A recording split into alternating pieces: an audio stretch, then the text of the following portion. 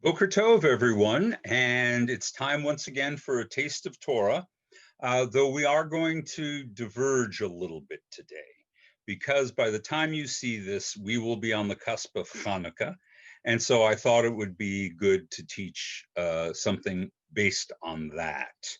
So, of course, Hanukkah is not mentioned anywhere in the Torah, nor does it appear anywhere in what we consider our canonical or authoritative biblical books.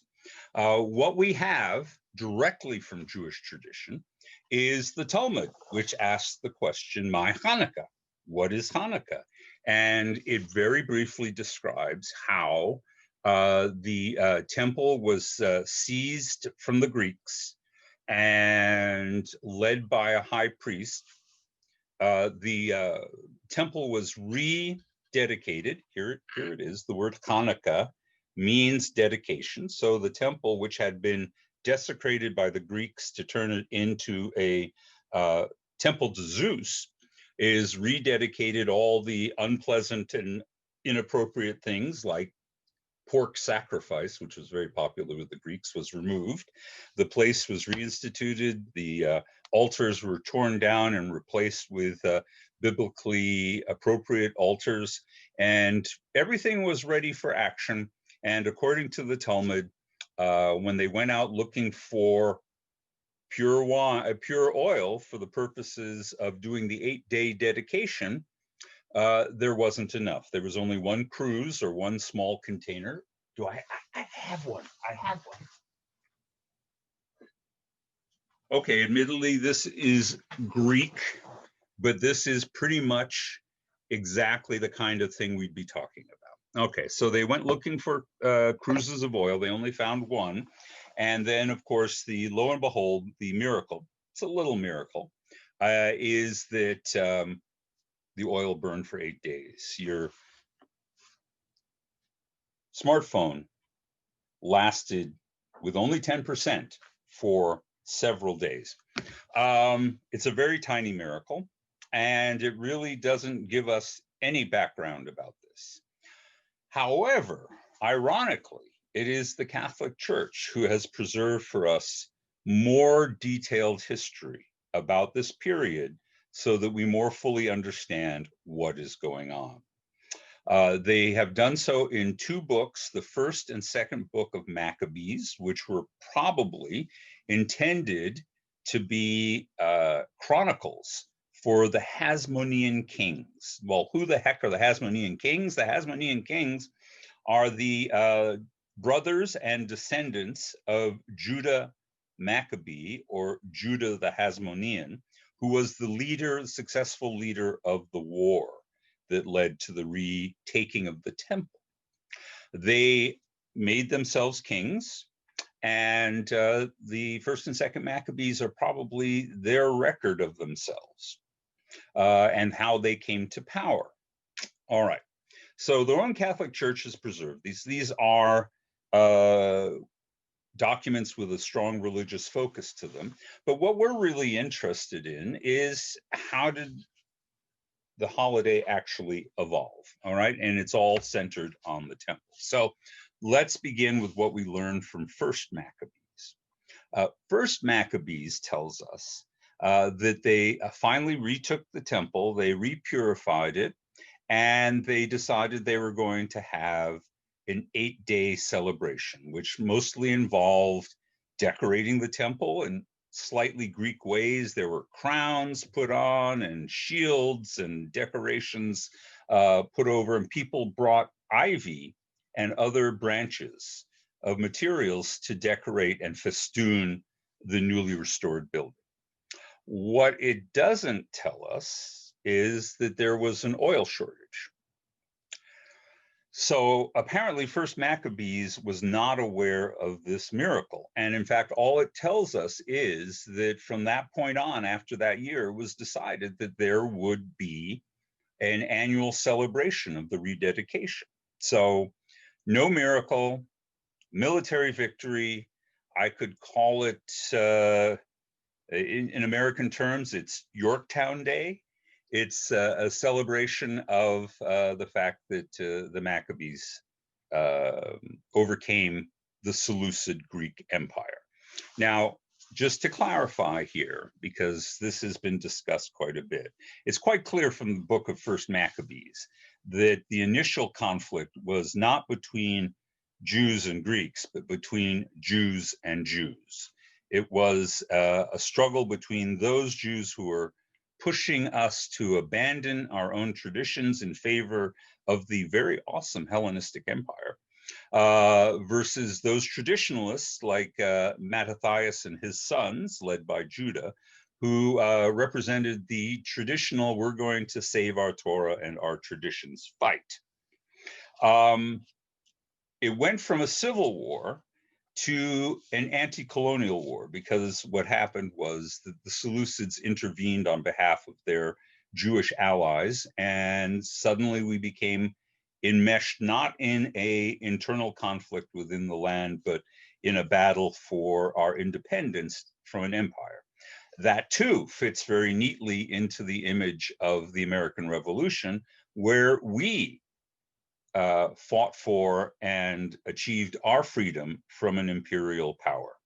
So sometimes cynics will say that the War of the Maccabees was actually just a Jewish civil war, and that's very seedy, and there's nothing to be celebrating. I think that's not quite accurate. I think it's actually one of the earliest anti-colonial, anti-religious intolerance wars ever fought. And we should celebrate it and recognize that. But suffice to say, however you interpret it, no oil. So let's go to Second Maccabees. Second Maccabees also describes these same events with slightly different detail. They also assert that the holiday was declared because of what happened. But this is how they describe it. They say that the temple was recaptured shortly after Sukkot, and they make Sukkot the focus of the conversation of the text. It is saved shortly after Sukkot. There is a lamentation about how during the actual holiday of Sukkot, the warriors were stranded in the mountains and in the hills, living like wild animals, is actually how it describes it. And so they were unable to properly observe the holiday of Sukkot. So this coming a few weeks after Sukkot, the clear implication of Second Maccabees is that the 8-day celebration is basically a Sukkot redo, with the temple able to do all of the temple-related activities of Sukkot. So where are we at? Now we have gone from one narrative about why we celebrate, which is the Talmudic one, to two additional narratives. Now, the First Maccabees doesn't actually tell us why they picked 8 days. It doesn't mention Sukkot.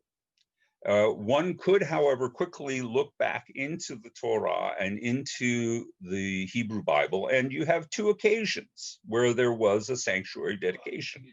The portable sanctuary in the desert, which it turns out Moses, if you do a count and read it, it takes 8 days before the high priest is dedicated and the temple becomes fully activated. And then if you look into First Kings, you read when the full temple was built, that Solomon made it an 8-day celebration. Why 8 days for dedicating a temple? Probably because the temple represents a reenactment of the house that is the world as the house of God.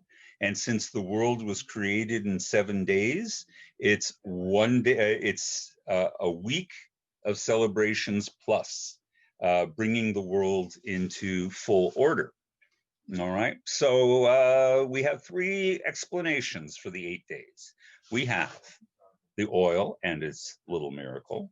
We have the tradition of temple dedication, and we have repeating or re-celebrating the holiday of Sukkot.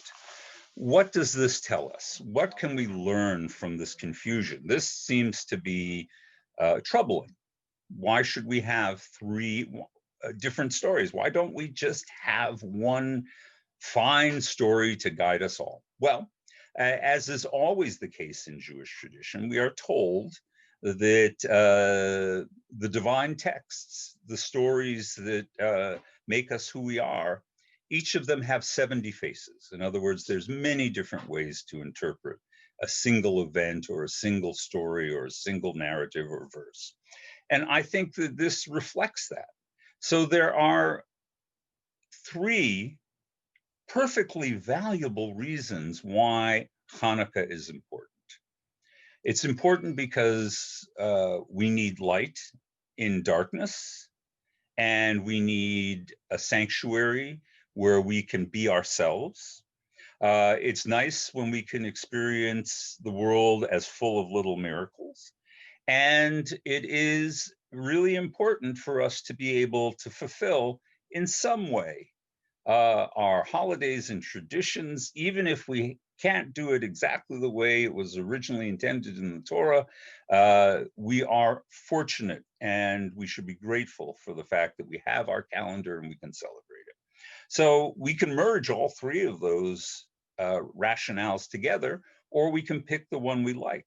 We can focus on Hanukkah as a miraculous spiritual holiday, a spiritual holiday of a time of darkness in which we push light back, or we can talk about it as a Jewish 4th of July, a military political success that granted the Jewish people independence, or we can recognize it as an attempt to fulfill, however imperfectly, our Jewish obligations of holidays and celebrations.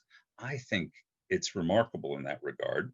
It is a holiday that is can be adjusted to what we need in this day and this time.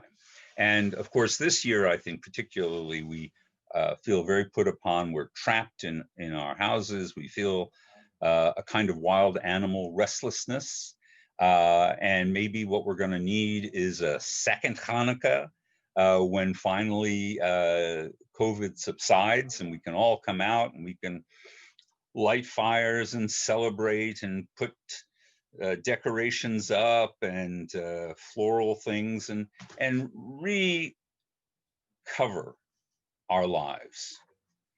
Maybe that's the message this year of Hanukkah, that it's the promise that we can recover our lives as it once was. I hope that's an inspiration to you, and I look forward to seeing you around during Hanukkah, either online with our daily 6:30 kindling, or at our Shabbat service online, or at our Saturday night drive-in Hanukkah latke celebration here in the parking lot at Congregation Colony. However we see each other, it will be a meeting well met. Moedim l'simcha, a good holiday for you all.